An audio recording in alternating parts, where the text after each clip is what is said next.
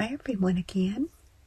Alright, are you ready to sew out your little hot pads here? What I want to do first is I want to go over our supplies that we're going to be using for these cute little hot pads here, these little applique clovers. So I'm going to set this aside here, and I am in an 8x8 hoop here.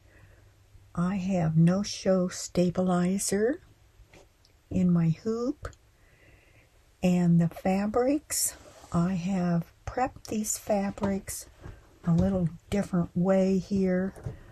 Now, whenever I do, my strings are wanting to get caught on all of that. Now, whenever I am cutting fabric for projects I'm doing, a lot of times I will measure my hoop, because sometimes you don't know what size to cut your fabric. I measure the length of my hoop. This one's 10, and then the width is 9. So if I'm going to cut any fabrics, whether it's my batting here or it's my fabric backing or the applique piece, I go ahead and cut pieces that are the same size as the inside of my hoop, because I know that it's not going to be any bigger than that. And then for my backing, what I do to measure the backing here, the one that you fold like that, what I do is I go ahead and measure. See this little notch right there? The little center notches, see, that you have right here? I take a ruler and I measure from there to the end here. And mine says 5. And I'm going to fold it over, so I would double that. So it'd be 10 inches long. And then again, the width would be 9. So it'd be a 9 by 10 piece. And then when you fold it, see, it's going to be long enough, and it will also do an overlap because your design doesn't go all the way down to the hoop. So I rough cut everything, and that's how I do my measuring whenever I'm doing something. Okay, so let's get to some other supplies that we're going to need on this. Now remember, if you're going to do a hot pad and you're going to actually be using it instead of hanging it on the wall, you will need to get you some of this. It's called Insulbright. B-R-I-G-H-T. It is insulating thermal lining, okay? And you can get this, on Glorious, you can get it on Amazon, you can get it wherever you need it, and you get a lot. It's 1 yard, 45 inches by 1 yard, but that's what you would use. And you could use one layer, or you could use 2 layers. Some use 1 layer, some use 2, some use 1 layer of this and 1 layer of all cotton batting. Okay, it's real important you would use the cotton batting too if you were going to use it as a hot pad instead of using your polyester batting, you know, with the fusible on it, that kind of stuff. You're going to use it as a hot pad. As a cold pad, it's not going to make any difference if you use 100% cotton. Just might make a difference if your dish starts, you know, the condensation. If you have any of that and you put your bowl on that, the cotton fabric would absorb the water more. Okay, the condensation that is on that, you certainly wouldn't want to leave a ring on your nice dining room table. So that's just a few little rules there. I'm not going to be using mine as hot pads because they're too pretty to use. I would be hanging them up. so that they look pretty in the kitchen. Now the other thing that I do is, this is going to be the applique part, and I have fused that with some 101, SF101, or a lightweight interfacing. Okay, if you can't find that SF stuff, just use a lightweight cotton interfacing, okay? Don't use knit interfacing, use a cotton. Also, on the fabrics that are going to be the background, I have used what is called Best Press, and this is just a starch, a clear starch that I use on my fabrics to make them a little crisp. That way they look nice, they iron nice. Make sure you iron your fabrics before you start sewing with them, okay? Because then your projects will look a lot nicer. So I can feel that starchiness on this, but it's not so much that it's too much, okay? I use the Best Press instead of Terrio Magic because the Terrio Magic makes it a lot stiffer, and I don't want it that stiff, okay? So we have that. We have our folded pieces here. I've used starch on these also, okay, and ironed those. And then we have our batting, and get your thread colors out. Get you a good assortment of greens. If you're going to use golds, get those out. And we will be ready to stitch here. Now let me check my machine here. And I have a green in here, which is going to be okay. And I have a pretty full bobbin. It's about halfway full there. I'll set my fabrics off to the side here so I can get them. I am going to pull up my design, so I'm going to embroidery. That centers it. And my embroidery that we just did, or I did this morning, is in my machine. So I touch the machine, and I touch the first one up in the left corner. It pulls it up. I push set, and then I push embroidery, and my design is up here. Now the first thing that it wants to do is do a placement line for the batting. So I am going to go ahead and stitch that out as my placement line. Okay, I'm going to push the green button.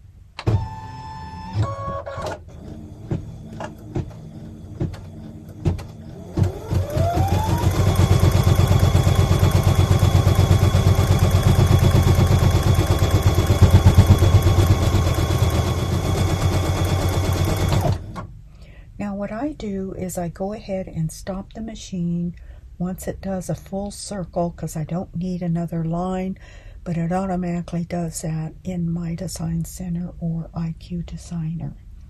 So I've stopped the machine.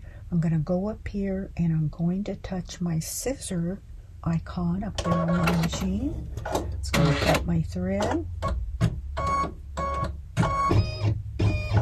Okay. Then I'm going to go over to the button here on my machine at the bottom that has my sewing needle with the plus and minus button. Click that. You'll look right here up at the top, and I have red up here, and there's a down arrow. I'm going to push that one time. It moved my machine to the lime green, which is my batting line. And then I click OK down at the bottom. Okay, now I'm ready for my batting. So I'm going to put my batting on. I have a fusible here. So I'm just going to lay that right here. Now one thing I like to do a lot of times is I use a temporary spray adhesive. And when I want to just go ahead and make sure that this isn't going to move anywhere for fabric or batting or whatever, what I do is I just take this and I just do a little squirt. Don't do it where your machine is. I have it out here in the middle of the floor here. So, okay, and then just put your batting on. See, it lines up right there. Push down on it, and it will hold it in place so that it's not going to go anywhere, at least when I'm sewing. So go ahead and touch the green button.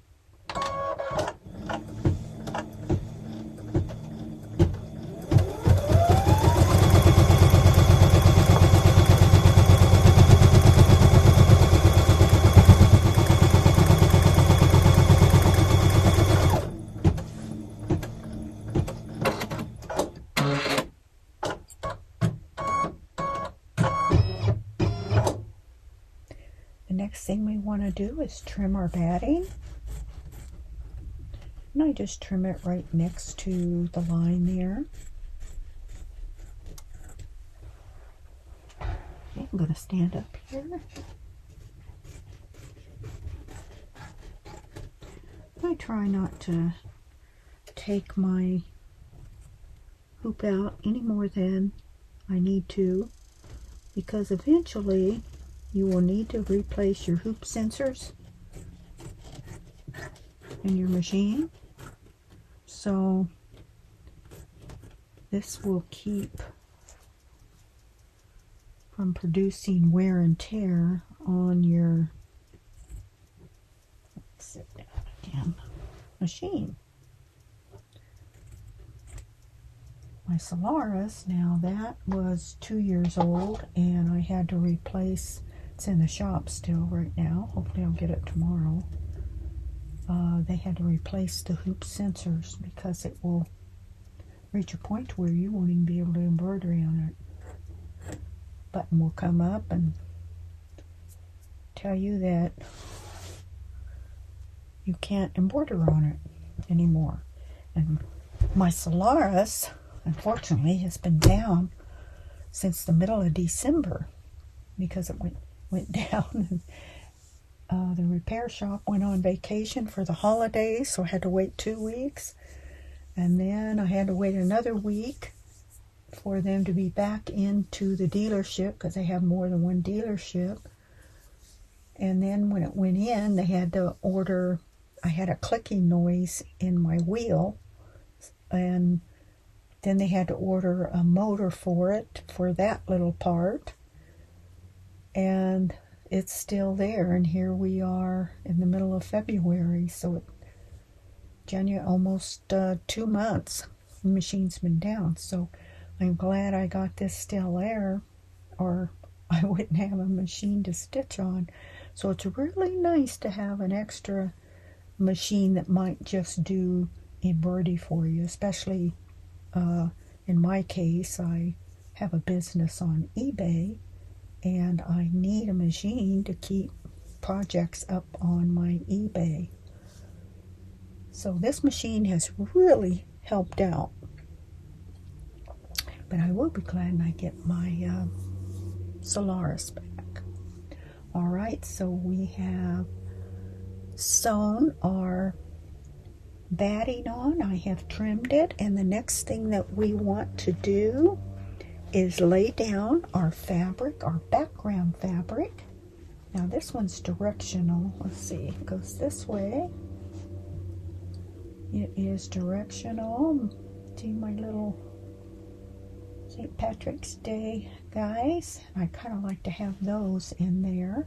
So I'm kind of placing it so I'll have 3, I have 4 in there. Well, it's going to be covered up partially by that. Okay, again, let's go ahead and place that over there. Now I forgot to spray it, but that's okay. I don't want to spray it. I've already got it placed here, so let's push the green button.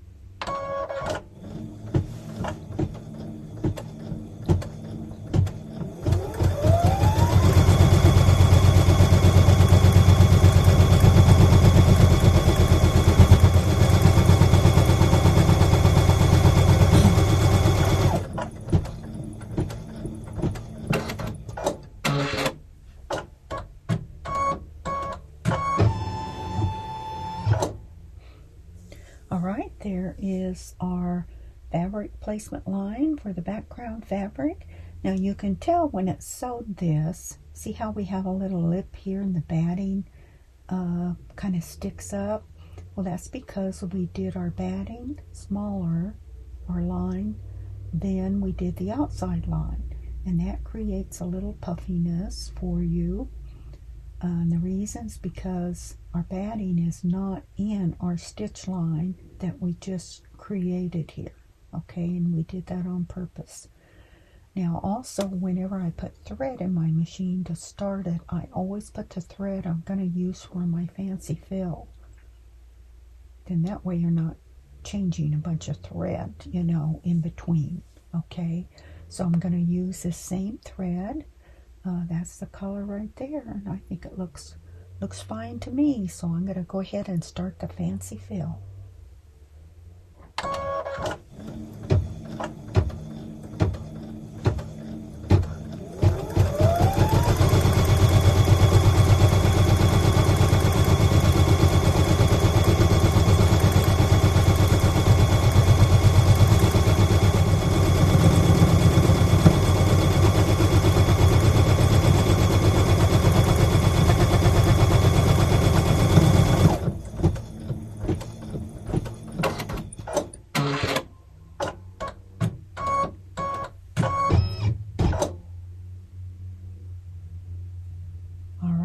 That completes our fancy fill that we have.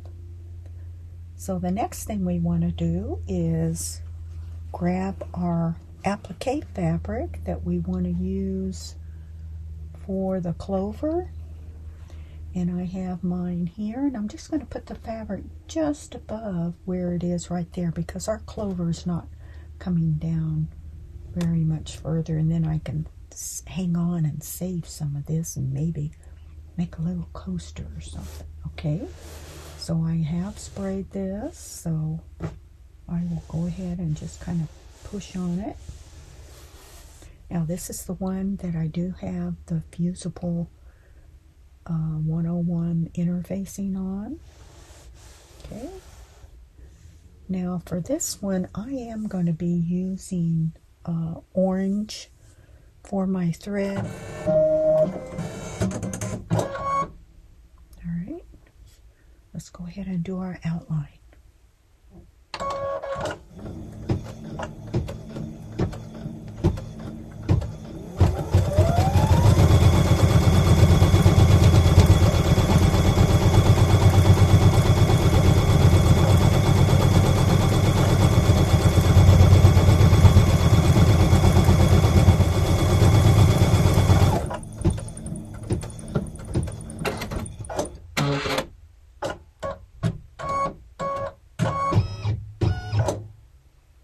Now that it's finished stitching this, what we're going to do is go ahead and trim this right next to the stitch line that it did. Now if you have a scan and cut, you wouldn't have to be doing this. You could go ahead and do your outline just like we have here. You would do it on top of this fabric here, do your outline. Then go do your scan and cut your fabric, and then when you come back, your outline would be on top of this fabric here, and then you just take your cut out piece of fabric and you would lay it on top of this fabric here and line it up with your outline, and then you do your satin stitch. So I'm going to take this off the hoop here, and I'm going to go ahead and cut around everything, and I'll come back when I'm finished.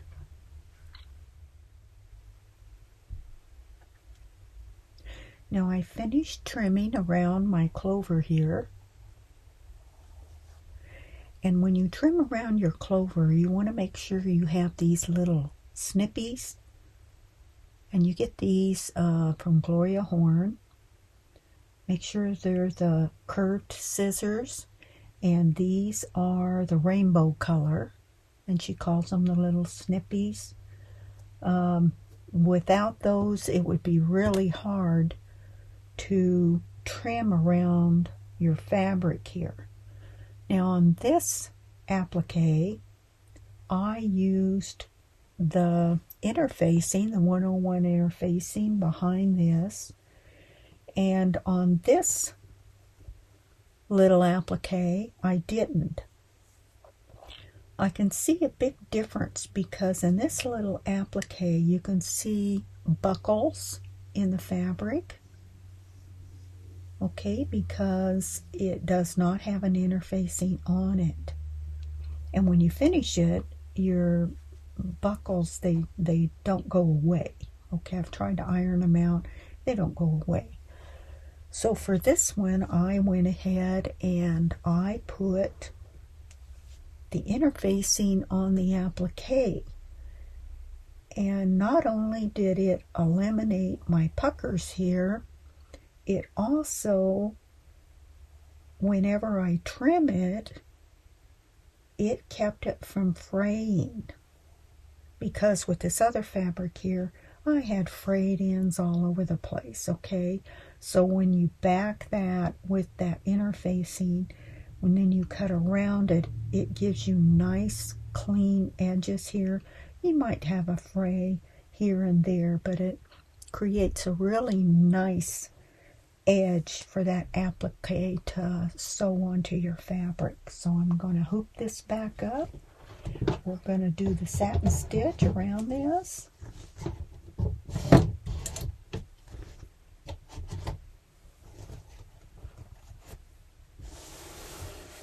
Okay, it looks good. It should be wide enough to where it will cover that stitch, and let's just start it.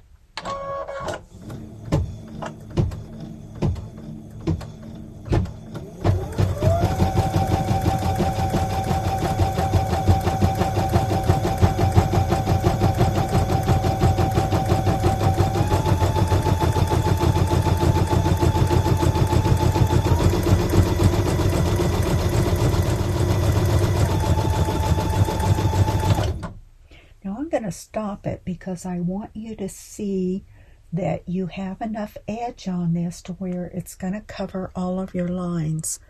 I'm going to move the camera. Okay, can you see that? You can see that the setting we used was a 5.0, and you can see that it's going to cover your fabric just fine, okay?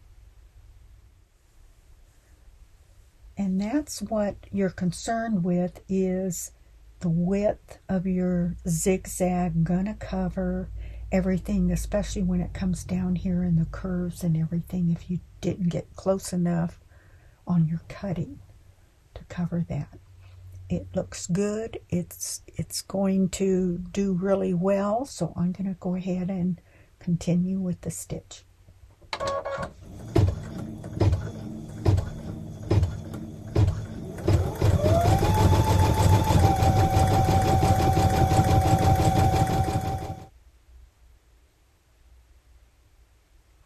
Okay, now our project is done doing the satin stitch, and as you can see, it does a beautiful satin stitch. It looks really nice. It's nice and flat here. It looks nice and crispy. Looks very, very nice here. All right, our next thing that we need to do is put in our stem, and I'm going to put mine in using the orange again. So let's go ahead and start this and do our...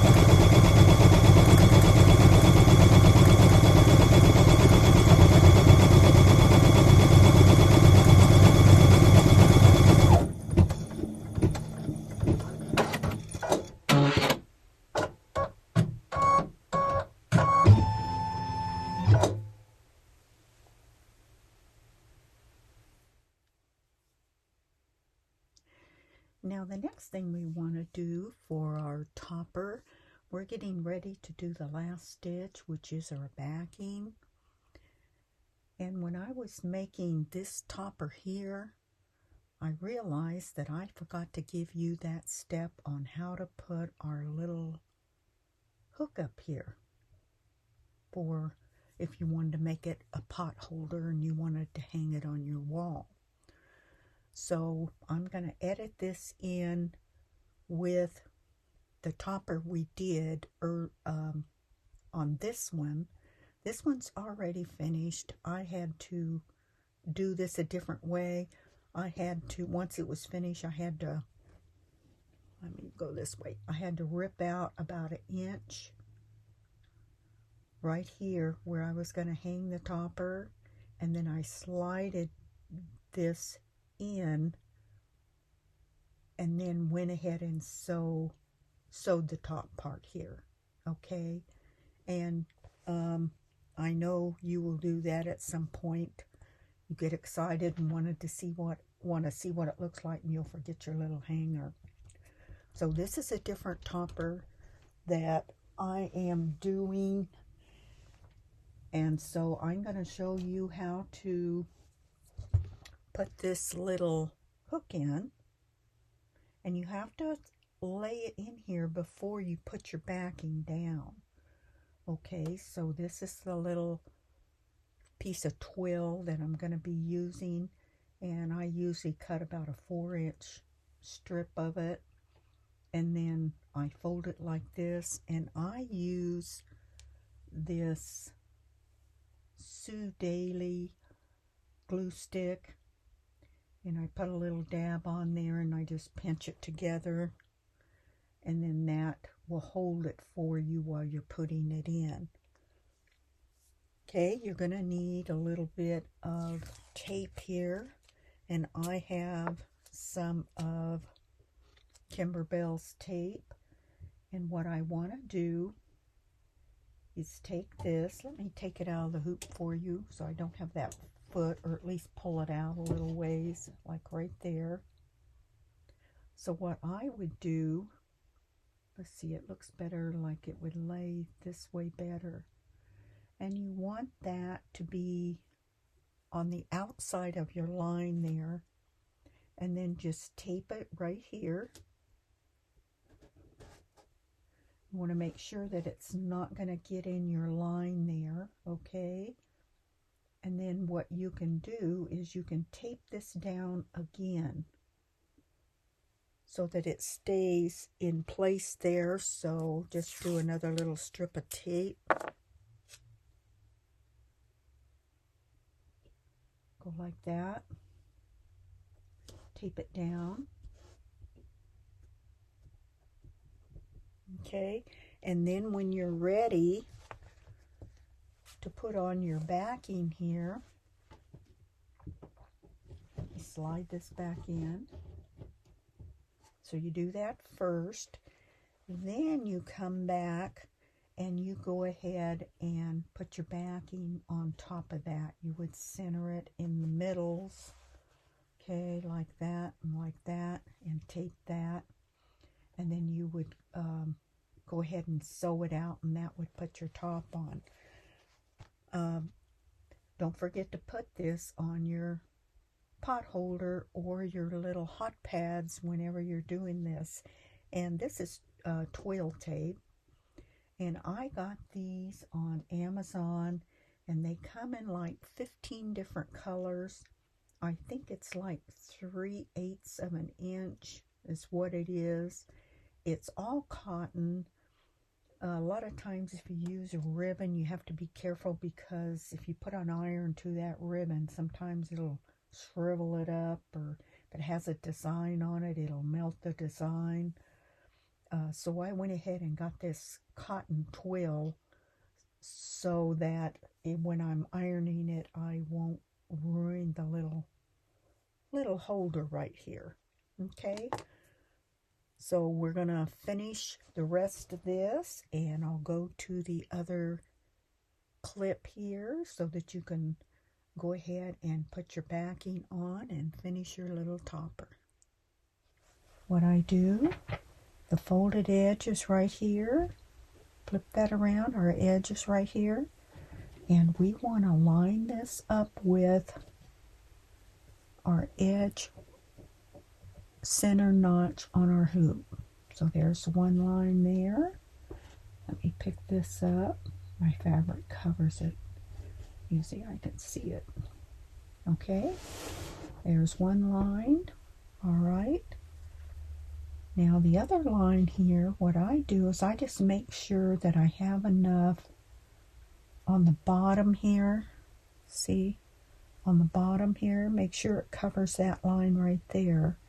And when it does, then I just go ahead and let it overlap as much as what it wants to. Okay, so I know I'm going to be good. Get out your Kimberbell tape. Now, I have a few pieces I had used. Let's go ahead and use this. I usually use it a couple of times. Okay, let's lay your tape down there. Okay, push it up there. The other tape is right here. So let's go ahead and put that down where the needle, I can feel the fabric under there. We just want to be sure that this needle goes, this foot goes over this here. All right, we look good. I'm going to go ahead and start the machine. If I feel this foot's going to go right over this without any problem, I'm not going to stop the machine to check on it. But I'll stop it the first time so that you can see how it's done, okay? So let's start.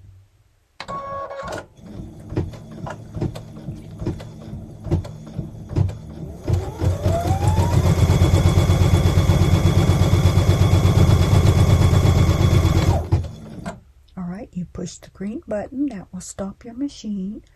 Now what I'm going to do is I'm going to push the green button again and hold it until it gets past this little fold here and then release it. Okay, here we go.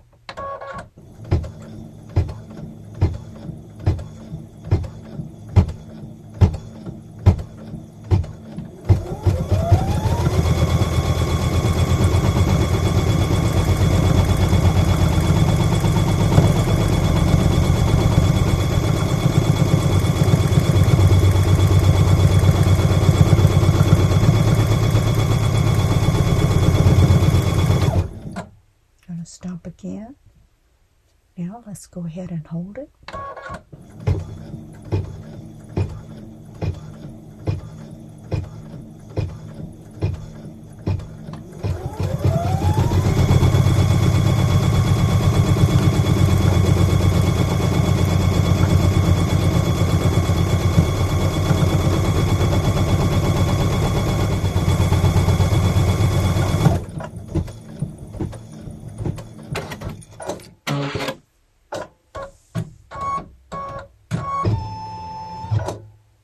Okay, we are finished with our topper here.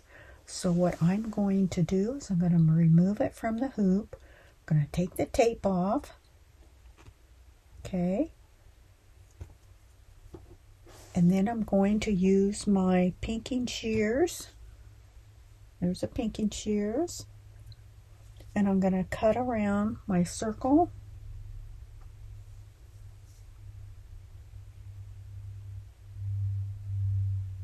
And then I'm going to go ahead and use my turning tool.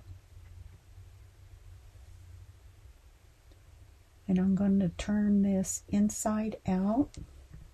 And then I'm going to go ahead and start ironing it.